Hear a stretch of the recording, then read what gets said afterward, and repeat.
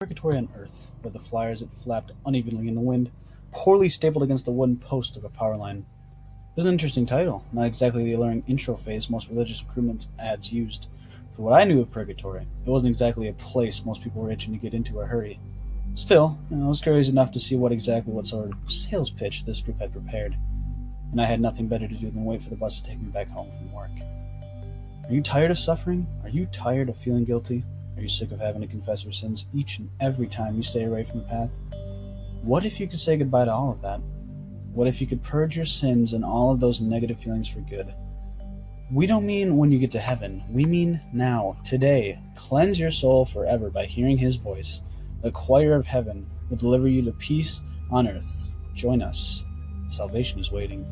Something was weird about the entire message. On one hand, it seemed like a normal New Age church drawing followers away from more traditional confession-based religions. On the other hand, it was quite the lofty promise that their church could make a person never suffer or feel guilt ever again. Hearing the voice of God, whom I assumed they were referring to, and the choir of heaven just seemed like fancy ways of telling you that they read from the Bible and sung church hymns. In their defense, it couldn't be easy trying to lure people to a startup church. We were in the southeastern United States, after all. You could find churches of every denomination with ease, whether you wanted to or not. At the bottom of their flyer, there was only a website, no address or phone number to be found. I figured this was either a way a very new church or a glorified religious podcast would get their message out. More like Purgatory on tape, I muttered to myself with a smile, overly amused at my own joke.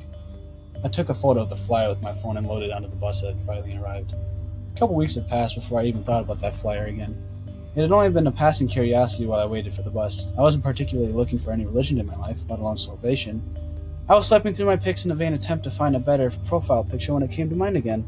Thoroughly convinced I looked like a dad who had just discovered selfies, I came upon the photo I had taken of the website. Curious and with time to kill, I typed in the address and was redirected to an unremarkable page. The website was no more than a white slate and a play icon, and a single sentence in black text that read, "Please use headphones." I searched through my cluttered desk for a set of earbuds, wondering why I was going through all this trouble for what was probably no more than a low-budget sermon. Finding a tangled pair, I impatiently unraveled them, plugged in, and clicked play. I waited to hear this magical secret to living a life free of all guilt and pain. The sound that came through those headphones did not belong to any preacher or church choir. I wish I could find the right adjective to describe the horror that flew into my ears. It feels as if no word in the English language could even be attached to it. Calling it a high-pitched shrill give you an idea, maybe, but it would be like giving you a candle so that you may understand the sun. Imagine if glass could scream. That's the only way I can put it. I vomited instantly, ruining my laptop, and reeled back to escape the sound. My chair fell back and the earbuds yanked free of me. I came down hard on the ground, my head smashing the thin carpet. I felt nothing.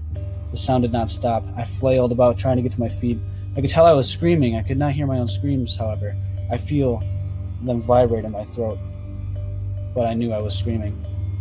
I stumbled to my desk, grabbing my puke-covered laptop and ripping out the battery. The sound did not stop. I vomited again. I could not taste it. My confusion was dwarfed by the sound. It could burn its way through my mind. My thoughts could not compete with its scream. My legs buckled and I collapsed under my desk. My entire body trembled. I didn't want to move anymore, as if laying motionless would bring me some comfort. There was none. No sleep ever came, but darkness did. I was blind before sunset. I don't know how many days passed. I only knew the sound, and that it was the reason I lay unmoving in a puddle of my own filth. I wanted the end to come, but the noise drowned out even my desire for death. Then there was no sound. There was only a voice. I could not understand what it said. Its words were fire and light, and they enveloped me in a brilliant flash. I felt myself burn away, my last thoughts a mix of peace and ash. That was 3 days ago. I'm writing this now from a print shop nearest to my apartment. My laptop is unrecoverable. I know you want to know what happened, but I cannot give you any explanation that will satisfy your curiosity. Nothing I can say will graze the surface of what I have witnessed. Only the voice can show you. I can only tell you that I have found peace, and it burns. I have to go. My flyers are ready, and there's so much work to be done.